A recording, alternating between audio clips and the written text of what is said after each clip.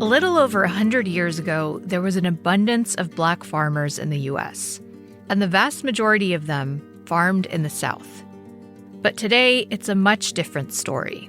Less than 2% of all farmers are black, and what was once a thriving vocation in Black America has now become something of a novelty. Not only is it the loss of land, it's loss of generational knowledge, it's loss of self-determination. So when you break that number into like societal losses, it's even bigger. But despite decades of decline and documented discrimination, many black farmers today are cultivating something special. It's not a crop, it's the next generation. There's definitely been an increase of folks who are like, I want to get back to, my ancestral roots. If we are going to move forward, it has to be with the same tenacity that got us here. I'm Anissa Khalifa. This is The Broadside, where we tell stories from our home in North Carolina at the crossroads of the South. This week, we dig into the trials and triumphs of black farmers in the South.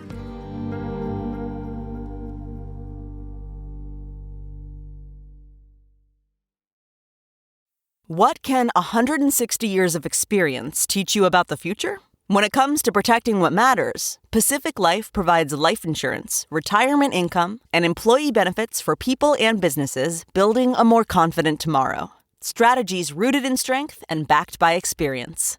Ask a financial professional how Pacific Life can help you today. Pacific Life Insurance Company, Omaha, Nebraska, and in New York. Pacific Life and Annuity, Phoenix, Arizona.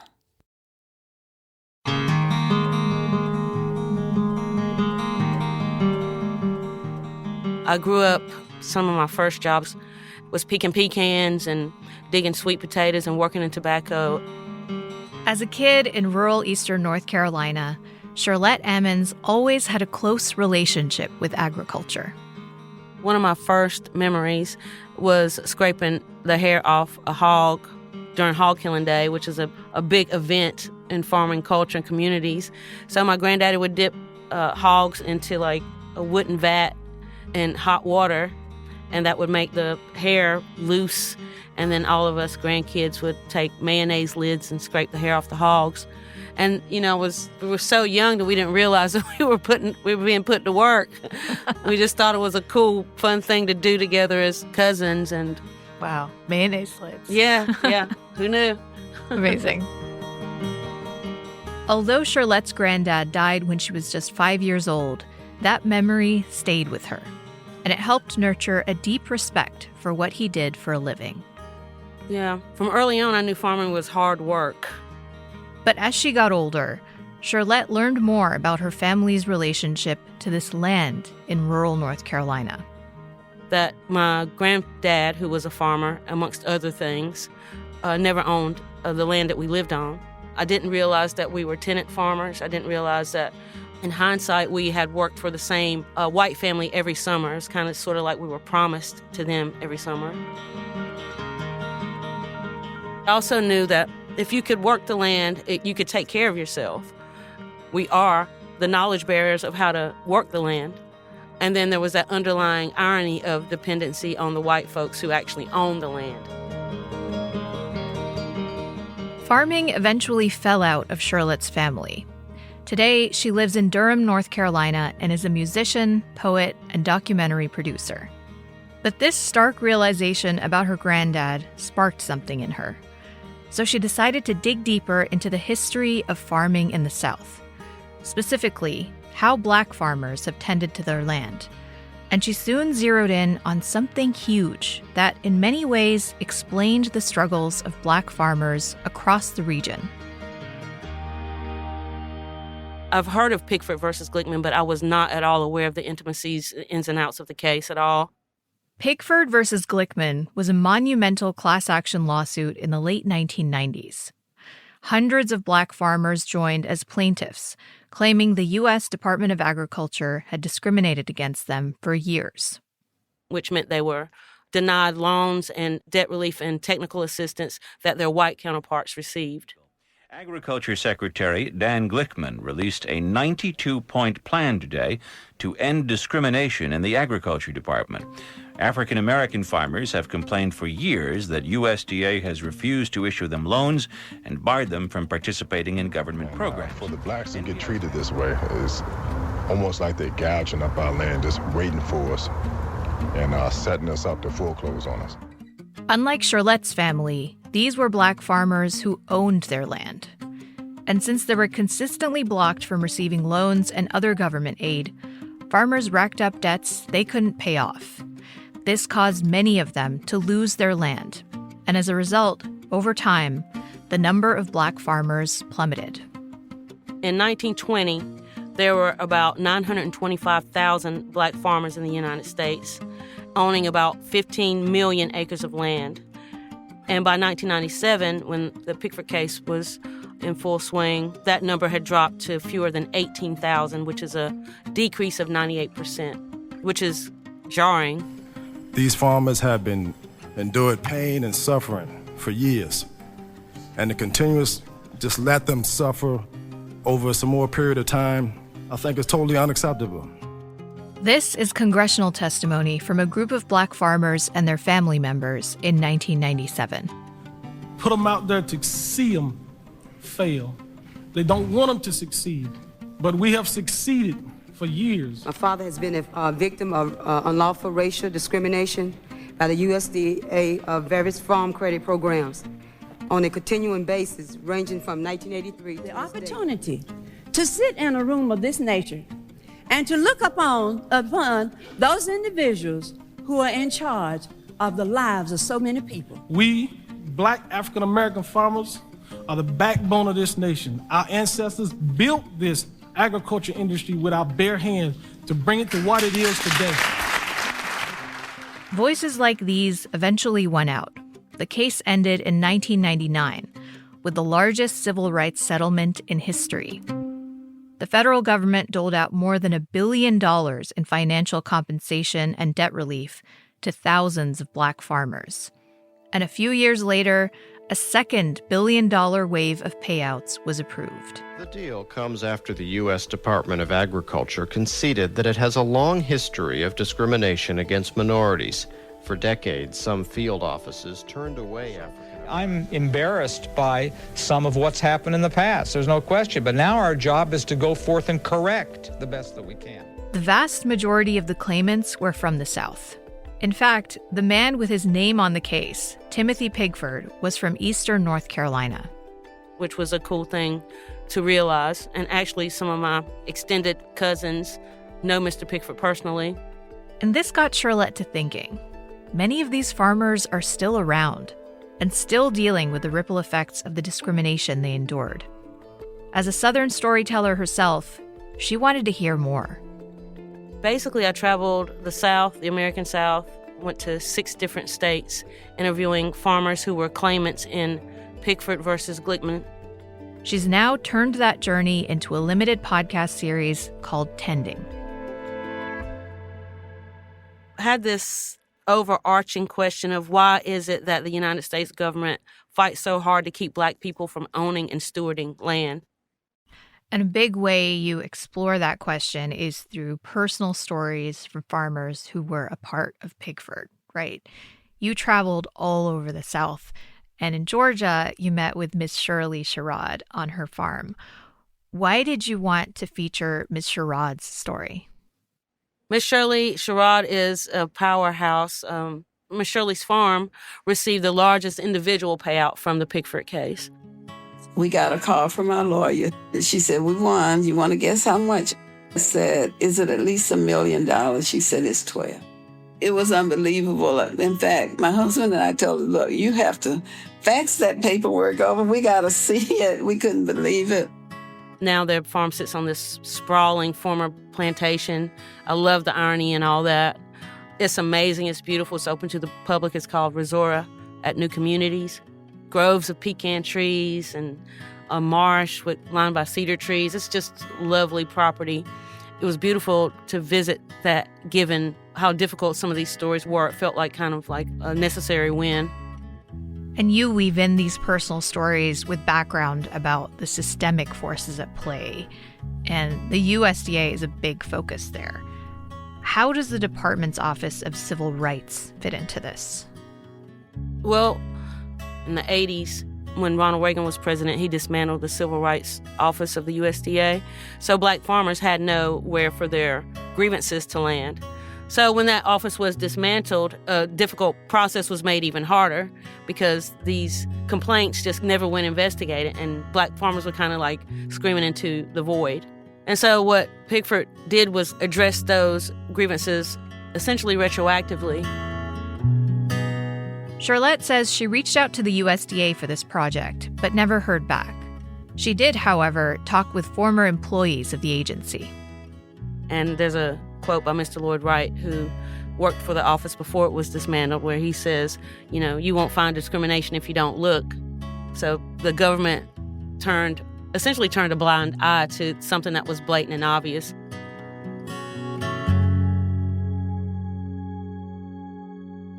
In total, about 30,000 black farmers received compensation from Pickford. But Charlotte points out that even though the case remedied some of these long-standing wounds, it's done little to help farmers out in their fields today. Because it was a settlement and not a verdict, it did not set a precedent for other black farmers down the line to make these same arguments and say, like, oh, well, you can look back at Pickford and say, like, Pickford proved that we were discriminated against, so you could use it as a precedent. That's not the case. It was a settlement, and the USDA did not have to admit wrong.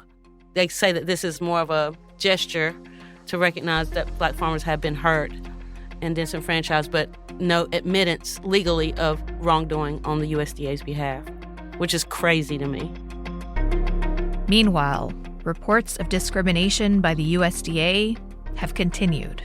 According to the USDA, before January 2021, black farmers received less money from loans than other farmers. The payouts finally came 2 years after Congress funded them through the Inflation Reduction Act in 2022. USDA. Coming up after the break, farming while black in 2025.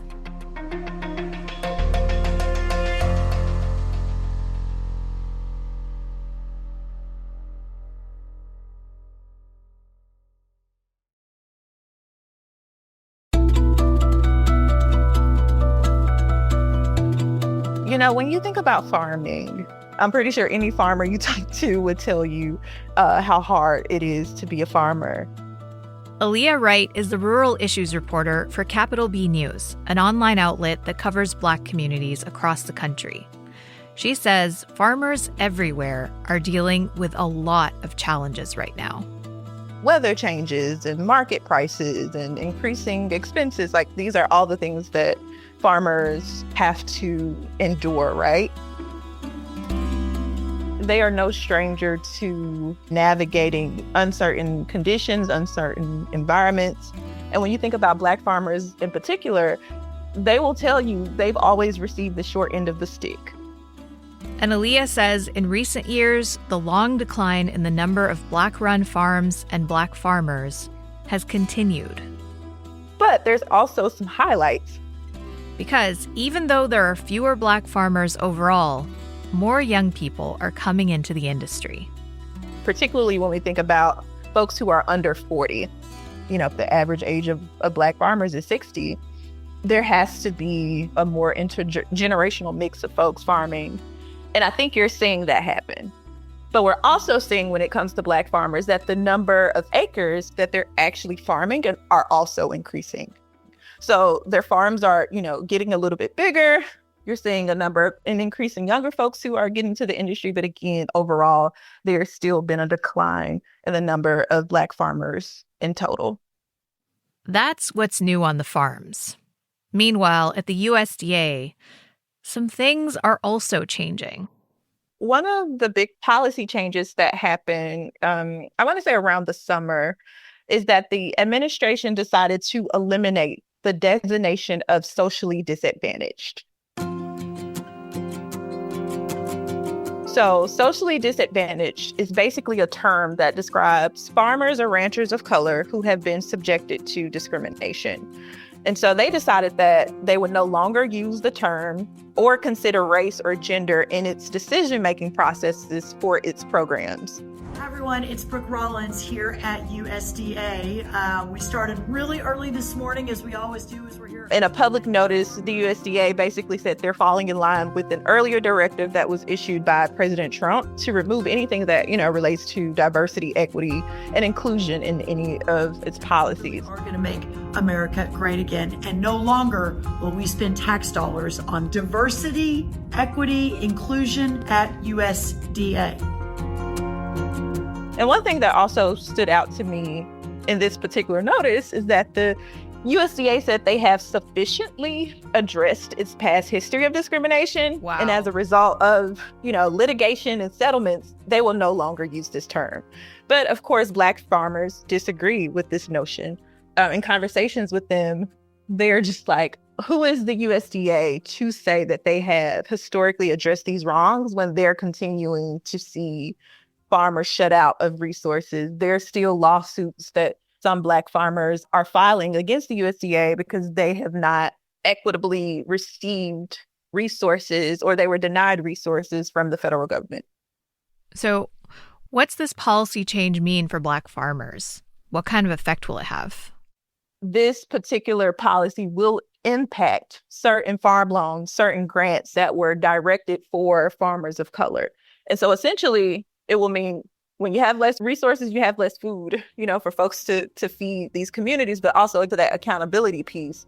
There's less accountability of whether, the USDA will actually ensure Black farmers in particular, farmers of color, if they have adequate access to the same resources that other farmers have actually benefited from. So there will be some severe impact. It's just unclear on what that will actually look like. But amidst these policy changes, Aaliyah says a grassroots movement away from the larger, more professional operations is gaining steam. She's reported on the rising number of people who are trying small-scale farming, or at the very least, growing more of their own food. I've definitely seen a trend of more folks getting back to the land, whether they're reconnecting with their family history, or they've attended some sort of farmer's market or whatever it was that introduced them to that. Like, there's definitely been an increase of folks who are like, I want to try this out and I want to get back to, my ancestral roots. Like, it feels like a very spiritual practice for a lot of folks. Hearing people like, oh, when I touch the land, I feel more connected. When I'm sitting on the land, when I'm actually feeling the soil, it creates something like super profound. For Aaliyah, this spiritual connection to the land and how it's inspiring a new cohort of Black growers was on full display during a recent trip to a small community called Jonestown in northwest Mississippi. In Jonestown, there is this church, St. James Missionary Baptist Church. And the pastor of that church is Reverend Benny Brown, who is 71 years old.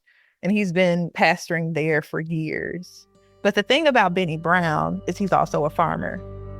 And he also grew up on that land where the St. James Missionary Baptist Church was. So after Reconstruction, there was a number of Black churches who formed the Swan Lake Association. And so the original mission of the association was to provide land so folks could farm and feed themselves and educate themselves. But over the course of time, the mission has faltered. But Benny Brown has decided he wanted to take up this mission again, and he wanted to get more folks involved. And so they have over 600 acres of land. Oh, wow. And they have created a farm incubator program. And so for anyone who's interested in growing anything, it doesn't matter. They give you a plot of land. They teach you what you need to know to cultivate that land, to produce the crop of your choice. And then they teach you how to set up your business so that you can ensure that you are registered, with the USDA and you can benefit from all of the resources. Our support must come from one another, not from government, not from any other man-made sources, but we have come this far by faith. And so just being on the land, like, it's so much land. Just like hearing Reverend Brown, and you can literally just, as he talks, because he's one of those elders who, once he starts talking, like, you can envision everything he's saying. Yes, he's one of those people. And just looking out into the field, you can just see, what the mission was and what he's trying to bring. That's amazing. And he already has like about 10 people, if I'm not mistaken, who have joined this incubator program. And so, it was just really refreshing and just beautiful to see. If we are going to move forward, it has to be with the same tenacity that got us here, same faith, the same resiliency.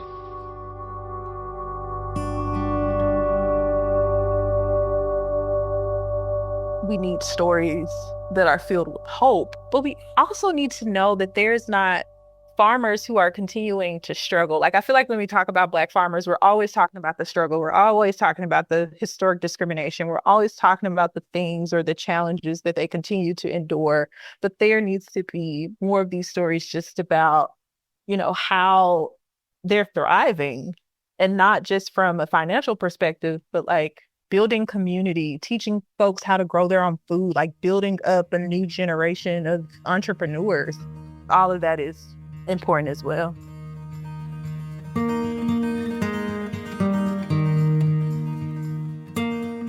Farming is, of course, like tending to the land, but also is tending to these stories. For Charlotte Ammons, the words of Reverend Benny Brown in Jonestown echo what she's heard while traveling throughout the South. She says no matter where you are, Black farmers emphasize the importance of legacy. Something to pass down for the next generation. That could be passing down land, of course, but passing down stories, sometimes that can be just as essential. Their knowledge is valuable. We still need that information passed down because we still need Black folks to be stewards of the land. We still need Black folks to farm. I'm working on the final episode now, and that's kind of the impetus of it. What's the future of Black farming? I'm not a romantic, and I don't want to pretend I can end this story on a high note, but I do want to leave folks with some kind of motivation. What can we do to make sure that this cycle ends?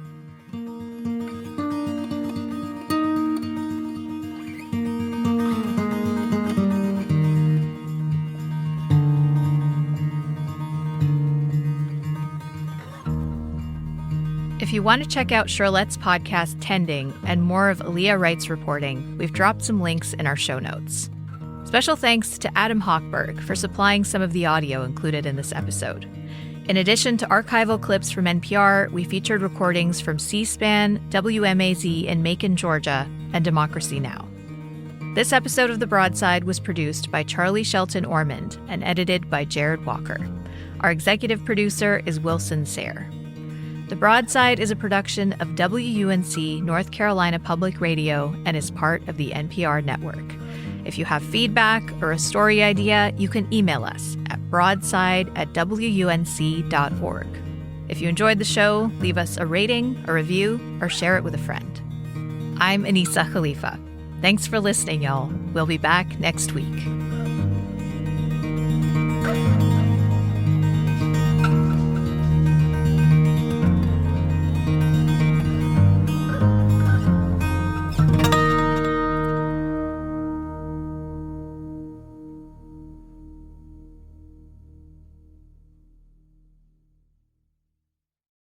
This November, action is free on Pluto TV. Go on the run with Jack Reacher. Every suspect was a trained killer. Then buckle up for Drive, World War Z. Every human being we save is one less to fight. And Charlie's Angels. Damn, I hate to fly. Launch into sci-fi adventure with The Fifth Element and laugh through the mayhem in Tropic Thunder. What is going on here? All the thrills, all for free. Pluto TV. Stream now. Pay never. I earned my degree online at Arizona State University. I chose to get my degree at ASU because I knew that I'd get a quality education, they were recognized for excellence, and that I would be prepared for the workforce upon graduating. To be associated with ASU, both as a student and alum, it makes me extremely proud, and having experienced the program, I know now that I'm set up for success. Learn more at asuonline.asu.edu.